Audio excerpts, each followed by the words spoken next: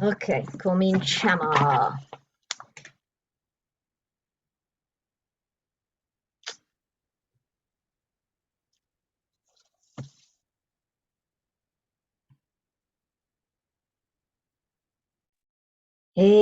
Buon pomeriggio, good afternoon, all of you, and thank you for connecting with us, and welcome to Benvenuti a Cucina Povera with our guest Giulia Scarpaleggia. Ciao Giulia. I am Chiara I'm so happy to be Durazzini. here. Yes, I am Chiara Durazzini and I am the event coordinator at I Am Books, the one and only Italian and Italian-American bookstore here in Boston, in the North End, the Italian area of Boston. So Giulia, benvenuta, welcome. Benvenuti, welcome to all our attendees today. We have a lot. Thank you for coming. This is a reminder that this is a webinar, so you're not going to see each other, but you're going to see me and, of course, Giulia. However, you can write comments and questions in the Q&A or in the chat underneath. Allora, Giulia, the first thing to say about you is that we have this beautiful book, Cucina Povera, the Italian way of transforming humble ingredients into unforgettable meals. And this is just been published, and this is the first presentation ever for this book, Yes. right? Yes, exactly. So I'm very excited because it's the first time I have the chance to talk about this book and the previous 3 years during which we have been working on the book. So I'm excited, I'm double excited, finally to see the book walk on its own legs and, you know, traveling the world, going into families so that they can reproduce the recipes. And I'm very happy to be here tonight, for me it's tonight, to talk about Cucina Povera. Yes, and I must say that I'm particularly excited because just like me, you are from Tuscany. Viva la Toscana, we could say, Yeah. right? So where are you from? And let me read to our attendees your bio, but then talk a little bit, please, about where you live and your area. So Giulia Scarpaleggia is a Tuscan born and raised, bred home cook. She is a food writer, podcaster, and cooking school instructor who has written 5 cookbooks in Italian. Her blog, Jul's Kitchen, was named by Saveur as 2019's best food culture blog. Giulia lives in Tuscany with her parents, grandparents, husband/photographer Tommaso, and daughter Livia. Her favorite comfort food is papa al pomodoro, me too, Tuscan tomato soup, the ultimate in Cucina Povera, and we will explain why. Find Giulia on her newsletter, www.lettersfromtuscany.com, and I will write it in the chat. So, Giulia, again, welcome. Talk to us a little bit, where you're from, and your work. Yes. So first of all, I have a little cold due to my daughter. She goes to nursery school, and it's quite cold here in Tuscany, not very spring-like. So pardon for my voice and if I cough during my talk. Then I'm from Tuscany. I live in the countryside in Colle Valdelsa, which is a little town in between Siena and Florence. So we are about 1 hour drive from Florence, half an hour from Siena. Close to Chianti, but not in the busy areas of Chianti and Florence and Siena. It's quite calm in the Valdelsa area, not so touristic, but a lovely place to live. I live in my family house. So this house where we live now is the house where my grandmother was born and my father was born. So I've always lived here. I moved, I had a 7-meter move from my parents' house to my apartment. And I live here with Tommaso, my husband. He's from Florence, so he moved here from Florence to the countryside about 7 years ago. And we also start working together. So the front office is the back office of Jules' Kitchen. So I'm the one cooking, teaching cooking classes and writing and talking now. He's the one taking care of photography, podcast, videos, anything that is technical is thanks to him. He's the photographer of Cucina Povera, and he's also the tester because he tries everything that I cook. So we work together, and Jules' Kitchen is our family business. We give cooking classes, we write cookbooks, we develop recipes for brands or magazines. Basically, everything we do revolves around food. And food has been my biggest passion since I was a kid. I'm not a trained chef. I learned to cook from my grandmother, and also I learned to cook because I love to eat. My mom is not the best cook, but growing up, I like to say that I learned to cook thanks to my grandmother, and I learned to feed people thanks to my mom, because she is very generous, and she would work for the whole day when I was a kid, and coming back home, there was always something very simple, not that good, but always ready and warm for us. So I owe them my passion for cooking and for feeding people and using food as something to share love. My blog, Jules' Kitchen, everything started from my blog, Jules' Kitchen, 14 years ago. And now we share most of our recipes in our newsletter, Letters from Tuscany. And the blog is a big archive of recipes, like a 14-year-old archive of recipes. The blog is in Italian and in English. So, because English is one of my biggest passions, along with food. So I really love to talk about food in English. I do this almost daily during the cooking classes, in the newsletter, on the blog, and in the cookbooks. So basically, yeah, this is my normal life in the Tuscan countryside. Wonderful, wonderful. Now, I would like to welcome our attendees, and now we are, the number is growing because people are connecting a little bit later. If you all have a favorite Tuscan food, but watch out, it needs to be Tuscan, let us know in the chat, because I'm curious. I want to see if people has a favorite, if one is more well known than another. So I'm curious about that. And yes, hello. So tell us a little bit what Cucina Povera means. Povera literally means poor cuisine, but it's the peasant cuisine of the Italian tradition. So the simple recipes made with affordable ingredients, with what was seasonal, what was close to the kitchen, close to the house. So everything coming from the vegetable garden, from the courtyard, recipes made with cheap, affordable cuts of meat. So of course, not beef fillet, but maybe the offal of animals. Recipes made with local sustainable fish. Recipes made with plant-based proteins, so like beans, chickpeas, lentils, and also recipes made with leftovers. That's one of the most important principles of the Cucina Povera. Nothing goes to waste. Everything should be used, and actually everything can be transformed into something good, something filling and comforting. Yeah, I mean, I also remember my mother, my grandmother, everyone in the family, we would never waste anything, right? Yeah. And for example, I remember meatballs made of leftover bollito, right? Of leftover boiled meats, or stale bread. And we will talk a little bit more about that because this is a big one. So we have from our audience, we have Sara with Panzanella, we have Jay with ribollita, favorite Tuscan food. Yes, we have Gaia with ribollita and Panzanella. So yeah, these are the biggest. You see, the stale bread is particularly loved, right? Absolutely, and it's Tuscan bread is also a kind of bread that is. So it's made without salt. The thing is, it's made without salt, so it goes stale quite quickly, but it never gets moldy because there's no salt to attract the moisture, the humidity.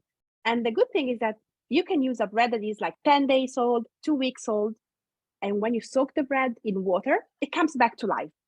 And you can really use the stale bread into delicious recipes. That's papa al pomodoro. It gives body to recipes, makes them filling, and give the structure, the texture that is so unique. Yeah. Now, una domanda sorge spontanea, we say in Italian. So a question comes spontaneously after you just said that. And it's this. Okay, so I live in the States. I live in Boston. Many people know me from the presentation of I Am Books events. And I love to cook my Tuscan tradition. The problem is that I can't always find the right ingredients here in the States. For example, pappa al pomodoro, ribollita, they all need Tuscan bread possibly, and really hard, really old. And the problem that I've had is that here in the States, I cannot find something like that. I only found a place that is kind of far away from me, that when I have the bread and I let it dry, it kind of works with these two soups. But in general, it's hard. So, how did you adapt the book to the American ingredients? If you did. So for the bread, yeah. I wanted to have recipes that could be accessible to everyone. So I tried to use ingredients that were available for everyone. When it comes to bread, I decided to include 2 bread recipes in the book. One is for Tuscan bread, and one is for the semolina bread, so the bread from the south of Italy. The Tuscan bread is made with all-purpose flour, like bread flour, no salt, so it's a white bread with a golden crust and a thick crumb. The semolina bread from the south of Italy, very different because it's made with semolina, so it's made also with salt. It's much denser, and the crust is darker. When you know how to make these 2 recipes for bread, you can use the bread in the recipes of the book. So all the Tuscan recipes would call for stale Tuscan bread, and now you know how to make stale Tuscan bread. While the recipes from the south of Italy, and also the recipes requiring breadcrumbs, they can be made with stale semolina bread. So you can practice yourself making the semolina bread and the Tuscan bread. Even if they are not perfect, you can still let them go stale and use them in the recipes of the book. Yes, because I do remember when I used American, let's say American bread, the pappa al pomodoro became a sort of a glue. I don't know if it was too much gluten. I mean, it's really weird. But we have Augusta saying that I pici and the cantuccini sono I suoi preferiti. I pici from Siena, right? Yes. Pici that are in the book cover. Yes, yes. And cantuccini are in the dessert chapter. So both recipes are in the book. Desserts, I see it. And I love this one as dessert. La schiacciata con l'uva, veramente classica dell'autunno, classic from the fall, when we have the vendemmia, right? And this is so delicious and healthy. Because let's say that Tuscan food is very healthy, even I must say, compared to other Italian cuisine like the northern Italy, lot of cream and butter, right? Yeah, the good thing about Tuscan cuisine, but Italian cuisine in general, is made with seasonal ingredients, very simple ingredients, not a lot of condiments, not a lot of, especially in Tuscan recipes, extra virgin olive oil. We worship extra virgin olive oil.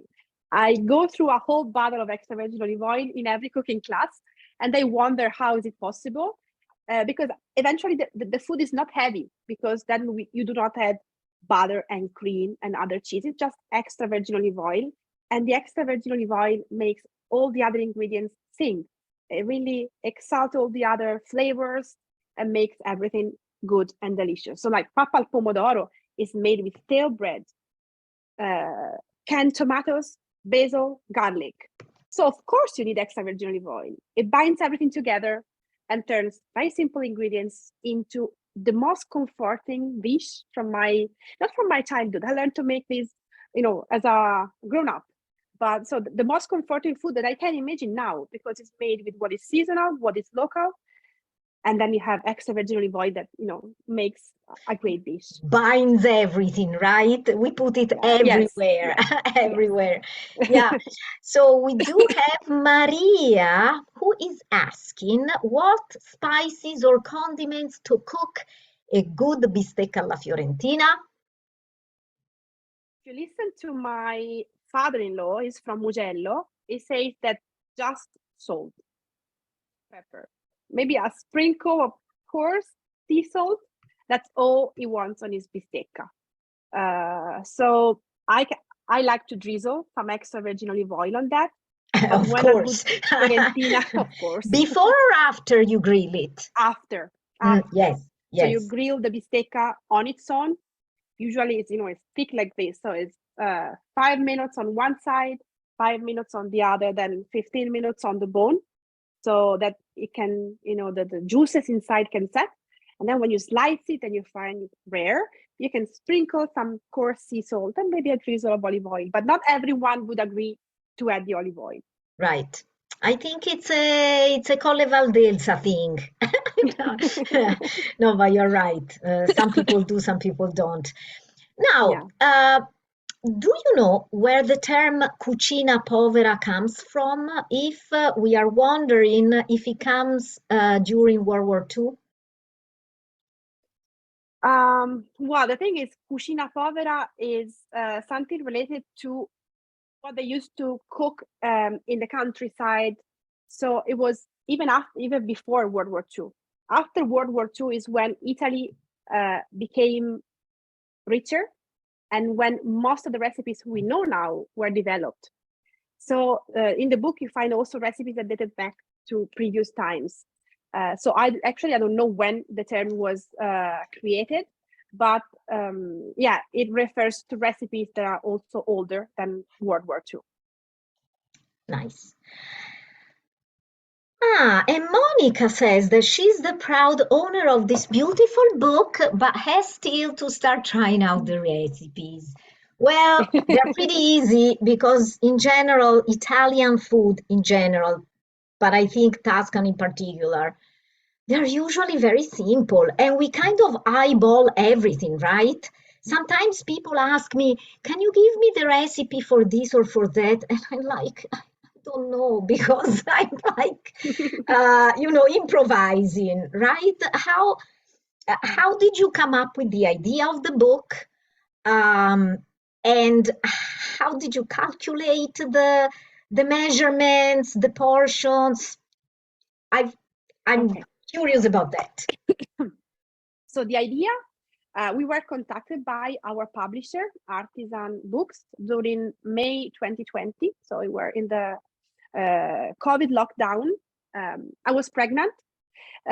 So I was also, I was not working, no cooking classes. We were there like wondering, how can we do a book on our own? When we received that email saying, we would love to do a book with you.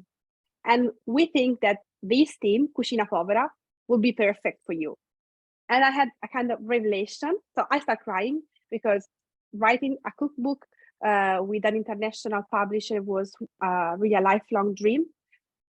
So we started working on the Cucina Povera theme before Livia was born. And we tried to find recipes that could represent the whole Cucina Povera of Italy, and also the Cucina Povera from the mountains, the Cucina Povera from the coast, the northern Cucina Povera, the southern Cucina Povera, because we wanted this to be a book representative of the way we cook in Italy, following the approach of Cucina Povera. So that's what we try to do, trying to find recipes that would represent different areas of Italy. Coming to testing the recipes, it was difficult and fun. Most of the recipes part of my family tradition, or I try to research them in older cookbooks, or since we were in lockdown, trying to find like examples of people cooking on YouTube, like old nonne, showing how they would make, recipes from their tradition. And also, thanks to friends, thanks to the blog, I had many, friends that we are colleagues, so we share the same passion for food. So I had some online cooking classes on Zoom, for example, with a friend from Abruzzo, Giulia, and with her and her mother-in-law, we tried to make pallotte cacio e ova, so the not meatball, both of stale bread and cheese, pecorino cheese cooked in a tomato sauce. And I was trying to, measure what they were doing, trying to see if it was the same thing I was doing. And that's when I really realized the importance of giving visual clues when you try to make a recipe. So how do you know if the pallotte cacio e ova are actually cooking how they should? And they were like, they have to dance in the oil. So that's the same thing I've written in my cookbook. The pallotte cacio e ova have to dance in the oil. Coming to the measurement, I tested all the recipes in grams. And then I had a professional recipe tester in the US converting all recipes in cups and ounces. And also trying to find correspondences for example, we have tomato cans that are 400 grams. And usually when you make a tomato sauce, you use the whole can. So we wanted to make sure that you could use the same can and not have like some leftovers sauce. So that's something, it was a translation and a conversion, not just of measurement, but also cultural conversion. So it was a long process, but now I'm very proud of the result. My God, seems so complicated. Well, kudos to you, compliments to you, because this is a huge work. Brava, bravissima. I just ended up on the Panzanella. Gaia. That is more summery, right? Than fall. Fall papal pomodoro, summer Panzanella. So tell us a little bit. In this book, you have, of course, a lot of Tuscan staples. Give us an example. And I don't know if you have any image to share or any recipes to share, if you want to try. Let me see. To share what I want to share. Okay. In the meantime, let me read. Yeah, Sara is vegan, so no pecorino toscano. Yeah, this is another question I'll have to ask you about, the vegans, because we Tuscans eat meat. But times are changing. People are decreasing. Exactly. And then Angela says, my grandparents were from Calabria, and actually I grew up with Cucina Povera. Yes, I think it's typical by Italians. They didn't call it that, but nothing was wasted. Yes, vero Angela, you're right. And I don't know if you see the papal pomodoro. Do you see the papal pomodoro? Yes, sì. Yeah, that's the papal pomodoro from the book. And we have already talked about that. Let's talk about panzanella.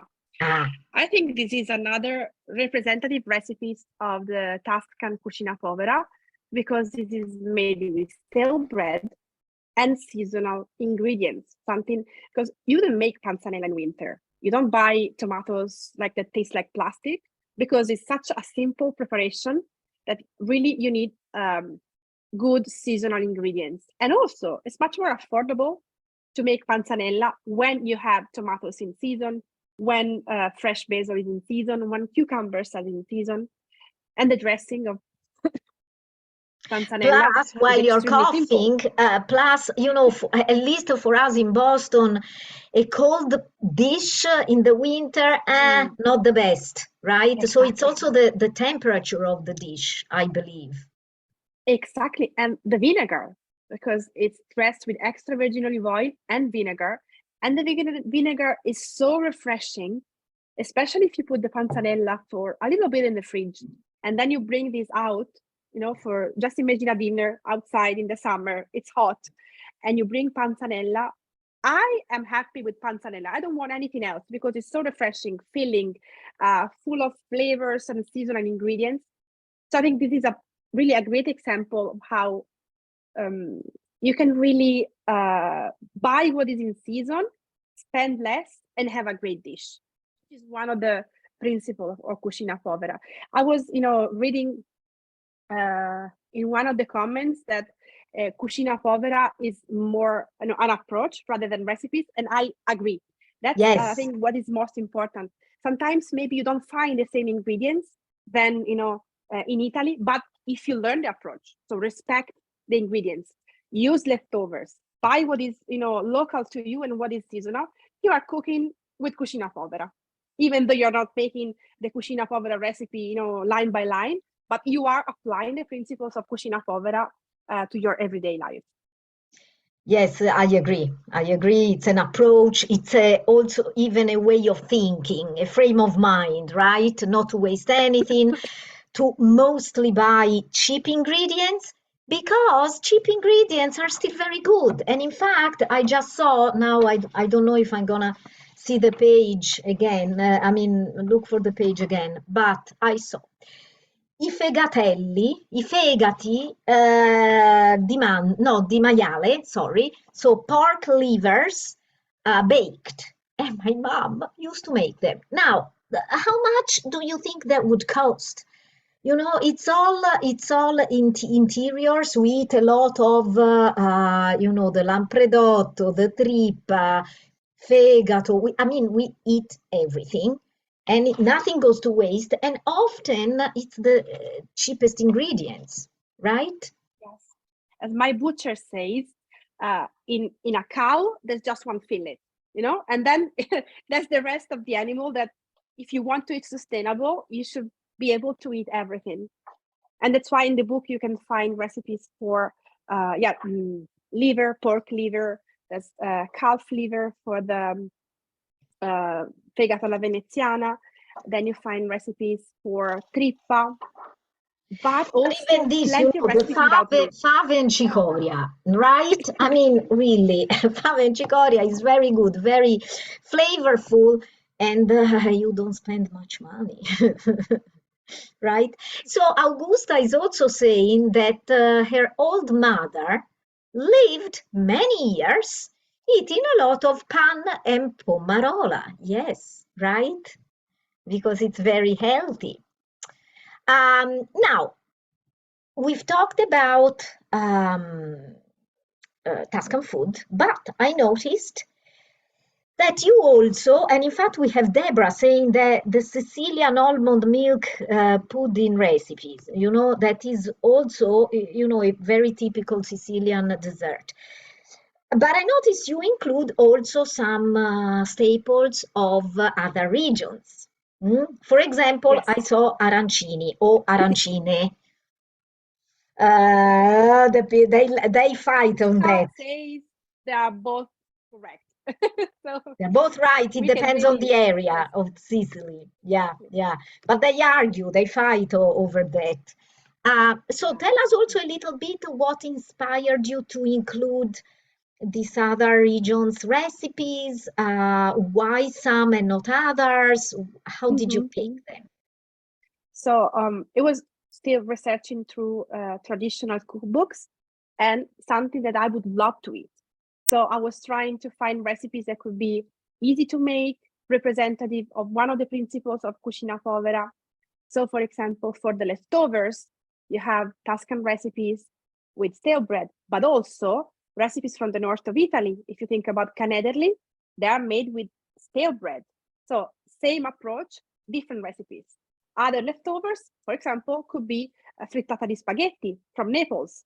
So if you have some spaghetti left, maybe already dressed with some tomato sauce, you can make a frittata with them, which is a delicious, delicious dish, especially if you add mozzarella or provola inside, so it's stringy, so it's a lovely dish. Or if you have leftover rice, you can make arancine from Sicily or suppli from Rome.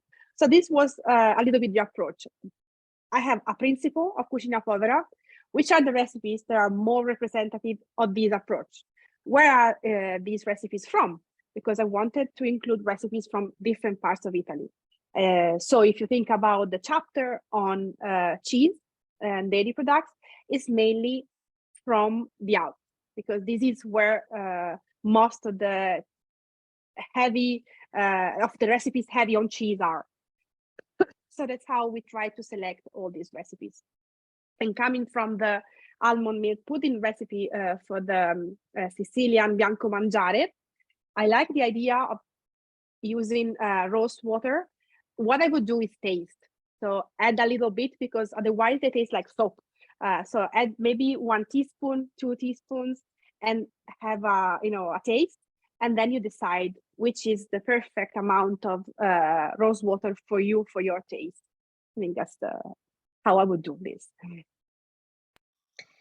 And Monica, this is an interesting comment. She says that a Swedish food writer, a woman, published a cookbook in 1755, and the theme was, you use what you've got. Do you know anything Yes. about this author?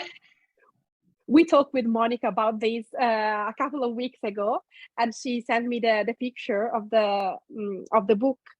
And I think it's not just for Italy. This is an approach that is probably guided by the necessity, by the poverty. And throughout history, different countries have faced poverty, famine, and so they tried with their resourcefulness to try to make recipes that would, make them happy and fill the stomach.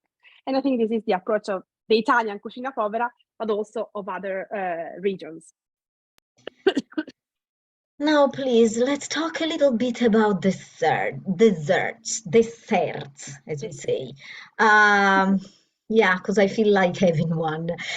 And I have to say that my favorite is castagnaccio.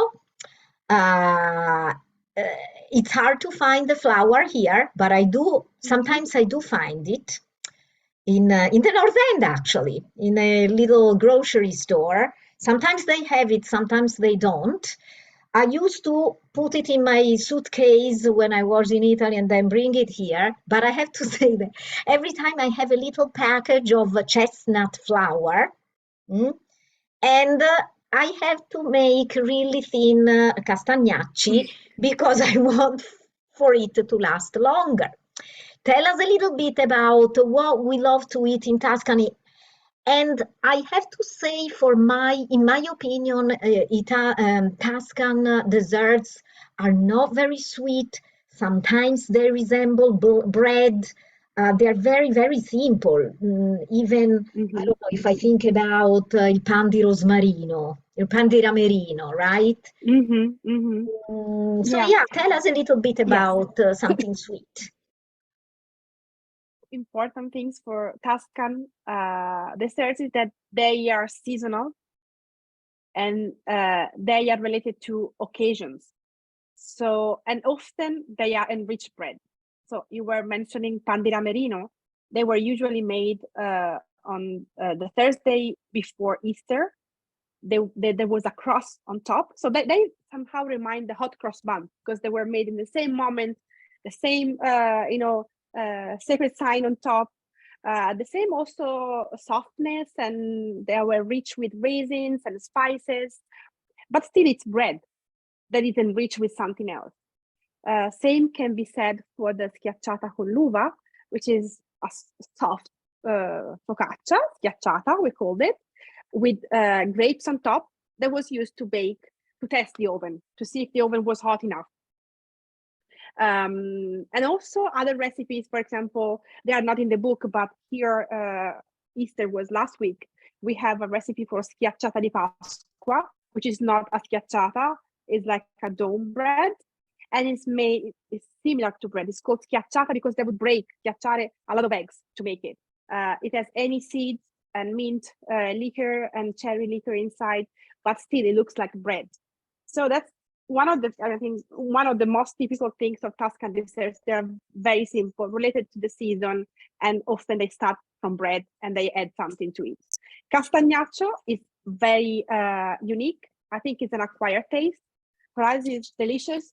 For many people visiting Tuscany, it's like, what is this No, taste? but in fact, sorry to interrupt you, but in fact, one time I made it with all my love, and I brought it to a Thanksgiving dinner here in the States, and everybody was, what is that? They didn't like it.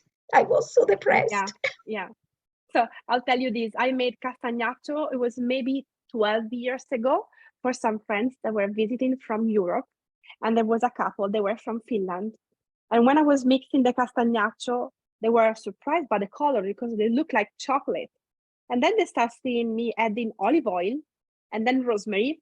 And they start, they were not sure about the outlook, the look of the cake. When they tried that, it was like, it tastes like reindeer meat. I'm not sure what the reindeer meat tastes like, but probably it's not like castagnaccio. But I think you had the savoriness coming from the rosemary and the olive oil.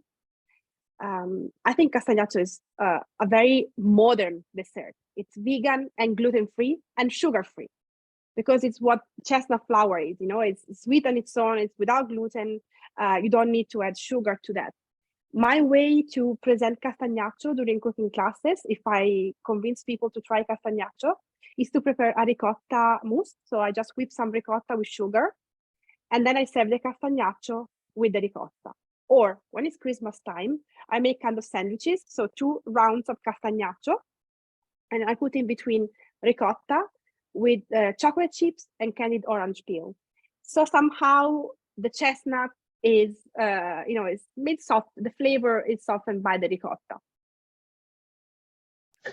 Yes, I agree with you that it's definitely an acquired taste because I remember probably you and I grew up with the taste of it. I remember Yes, I would come absolutely. back from school, and if I didn't have much as a snack, I would mix some chestnut flour with water and eat it raw. I mean, that was, yeah, and I loved it. I still love the flavor, but I agree, it's strong and a little strange.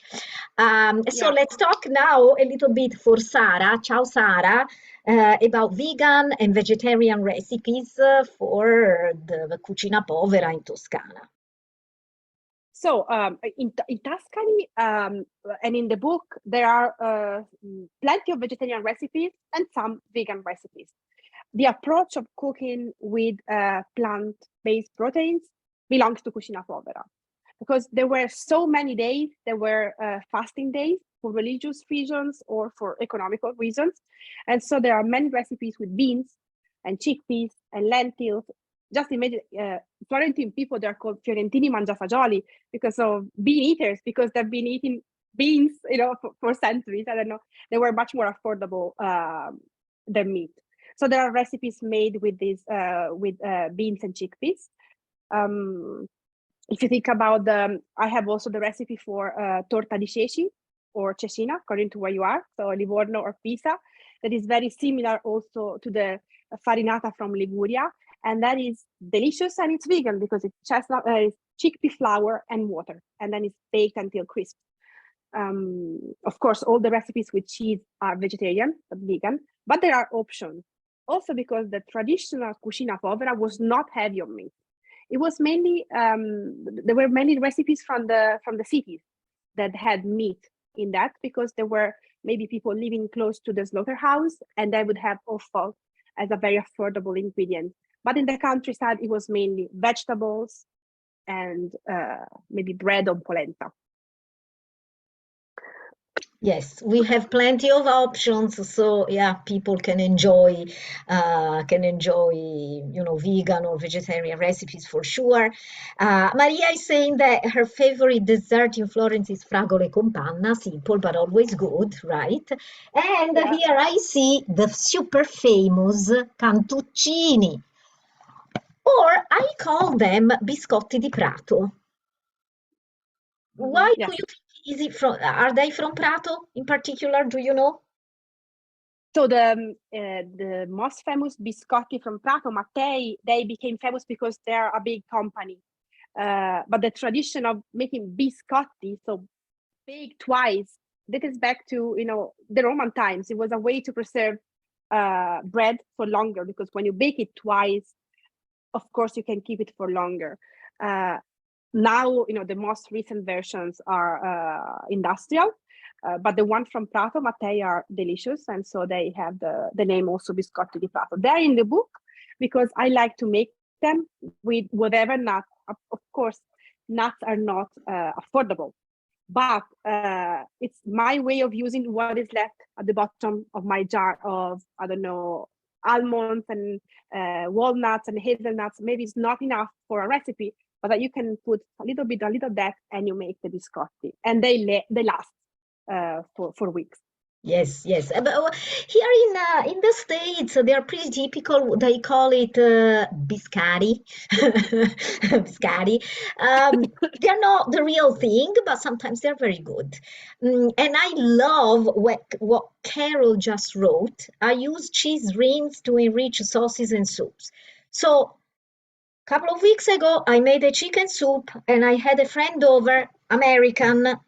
And she said to me, "Oh my God, this is so good." Yes, because there are the old crusts of Parmigiano, right? Yes. That's also a Cucina Povera trick. Yes, exactly. If you add them to soups, or for example, pasta e patate, you can add a piece of, the rind of the Parmigiano left. So it gives flavor, the famous umami flavor that everyone is searching for now. You get that with what is left after grating the Parmigiano. Ma So infatti, ma another che Cucina umami Povera tip. flavor, ma buttiamoci un po' di parmigiano di pecorino, dai. Senti, Or anchovies. or anchovy paste or anchovies, yes. So Angela is asking an interesting question I'm also curious about alkermes. Not Mhm. sure if that is something we can find here in the States. I agree, I've never seen it. So I have two options for you. You can either use coffee instead of alkermes. You won't have the same look in zuppa inglese, for example. Or you can use a cherry brandy, for example, if you look for a similar taste. Or if you go to my blog, you find the recipe to make alkermes. The only thing is that, which is simple, the only problem is trying to find the dried cocciniglie, so the insects that give the color to alkermes. In Florence, you can buy them at Bizzarri, the shop. They have the dried insects that really, when you put them in alcohol, it becomes red. Wow. The Wow. crimson liquor of alkermes. But if you skip them, search for artificial coloring, you can make alkermes very easily. A couple of days ago, we had a cooking class, and the students, they wanted to make zuppa inglese, but they didn't want to use alcohol in the dessert. So what we made is zuppa inglese made with raspberry liquor, raspberry syrup. It had a different taste, but it was delicious, and the color reminded alkermes. So you can have different options. Again, it's the approach of Cucina Povera that you can use. So use what you have at hand. You can use stale ladyfingers, stale sponge cake, and make zuppa inglese with what you have. Yeah, I mean, yes, I agree. The Cucina Povera, the trick is also to manage with what you have or what you can substitute with, right? È l'arte di arrangiarsi, infatti. The Yes. Italian way of transforming humble ingredients into unforgettable meals. E questa è la filosofia, the philosophy behind it. Okay, so audience, you've been fantastic in writing all your opinions and comments. If you have any other questions, this is the time. Giulia can answer, whatever questions and comments about cooking in general, not only Tuscan. It sounds like she's a super expert in a little bit of everything. Now, did I pronounce it well? Saveur in 2019, the best food culture blog. I think it's Savor. The American savor. Yes. I thought it was French. Saveur. Well, there's sorry. a Saveur magazine in front, but that's the American one. So it's okay, so savor. So you said you have, of course, the newsletter and a blog and an Instagram account. Yes. So nowadays, if you want to stay updated with what we do, subscribe to the newsletter. This is where we like to share new content, new recipes. Then, of course, we have the blog that we keep updated, and you can find more than 700 recipes there. It's easy to search for what you want to cook. And then I have Instagram, of course, but if I had to choose one medium, that would be the newsletter now, because it's where you can really have a meaningful conversation with people. It's a way to know better who's reading what I share, to create a conversation, to have a better relationship. I really like the newsletter, yes. And this is lettersfromtuscany.com is the newsletter, right? It's your website Yes. where you can sign yes, up. Substack, yes. Yes, for the newsletter. So if The question about Montasio cheese. yes. For the frico, and Asiago should be a similar cheese that you can use to substitute Montasio. Even though it's not the same, but that could be a substitution. Yes.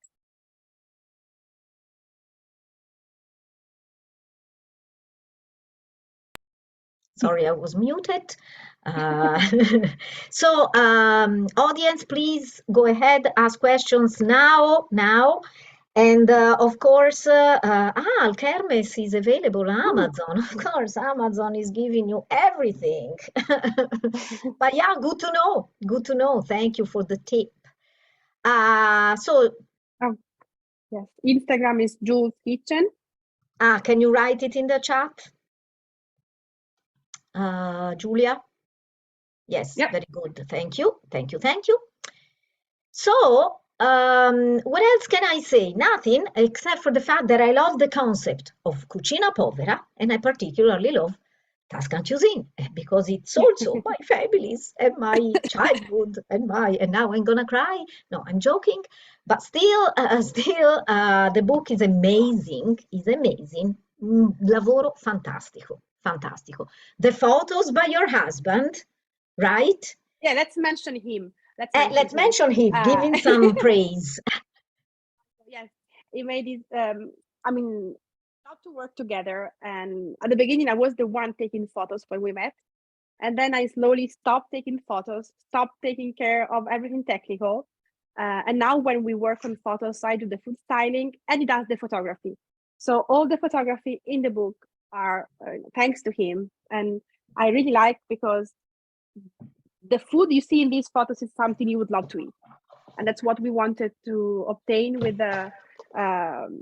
these photos. So it's not something staged, it's something that was there, and after 5 minutes we would eat that. So there's no food stylist. Nowadays people have food stylists. The tricks of food styling is always add more olive oil if something is not working. So everything was anyway eaten at the end. I agree. I totally agree. And last but not least, I want to mention the pasta with anchovy, onion, and black pepper sauce, because when I was in at the university, so we were poor students, all from Tuscany, by the way, 4 of us. We had nothing, and we would always make spaghetti with anchovies, and of course a lot of olive oil. Yes, that was our university college stuff. We didn't even know what frozen food was. Well, the good thing, Cucina Povera, when we were thinking about Cucina Povera as, the old way of eating, no, it's also how students on a budget would eat. So if I think about my friends at the university, they would have pasta with tuna or a tuna salad with beans. And these are recipes that are in the blog, and maybe are even the easiest recipes you can reproduce, and they are delicious. They are very good.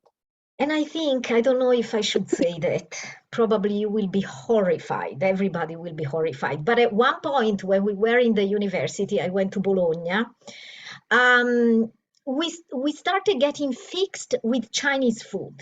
So we would make spaghetti, olive oil, soy sauce, and Parmesan cheese. But it was good. It was good. Sometimes the anchovy, sometimes the soy sauce. A little bit of a flavor of a fusion, right? Fusion. Yeah. Diane is asking, can you recommend restaurants in Firenze that serve Cucina Povera? All of them. But if you like offa, I would say Il Magazzino in Piazza della Passera. where you can really find recipes with trippa, lampredotto, polpette di trippa, polpette di lampredotto. It's a very good restaurant. And they also make, sorry, stores. they also make a very good, depending on the season, but I go often there. They also make a delicious pesto with kale, di cavolo nero, pesto di cavolo nero, and it's vegetarian and it's delicious. Sorry, go ahead. Yeah, no, yes, that, or otherwise a lampredotto or trippa stall throughout Florence. So yes, most of the trattorias in Florence, they cook Cucina Povera. Yes, and they do have all the recipes that you are, featuring in the book. You can go, some restaurants make it slightly different way. For example, the pappa al pomodoro, the ribollita, but in general, they all have it. Yes, yes. Yeah. Okay, and if, well, Angela says the book is very nice. She loves it. Thank you. That's awesome. So, my friends, I would like to thank Giulia very much because this was a beautiful conversation for me, but I think for you all. I would like to remind you all that we have a lot of events coming up. At the end of the month, we are going to have Multipli Sorti, which is a literary festival. A lot of Italian authors are coming from Italy. They are going to New York first, and then they're coming to Boston. So on April 28th and 29th, we are going to welcome them, and we are going to have a bunch of events with them. Some are in Italian, some are in English. So please, of course, check our website and, of course, subscribe to our newsletter. And then, of course, in May, we will have other guests and other events, May and June. So here is the link. And a big grazie to Giulia from all of us. And to your husband that has the patience of taking beautiful picture and possibly not fighting with you while you guys work together. Yeah. We fight, especially when we make videos. Ok, but thank you again, grazie tantissime. E Cucina Povera è appena uscito, appena pubblicato e questa è la prima presentazione, so celebration. Complimenti per il lavoro bellissimo, many compliments. And thank you all for coming today in a, during a work day in the afternoon. So we appreciate Thank you for all the questions and for your time. Thank you. They are an amazing audience. I know many of them and they are the best. Yes. Thank you again. Bye bye. Ciao, arrivederci. Ciao.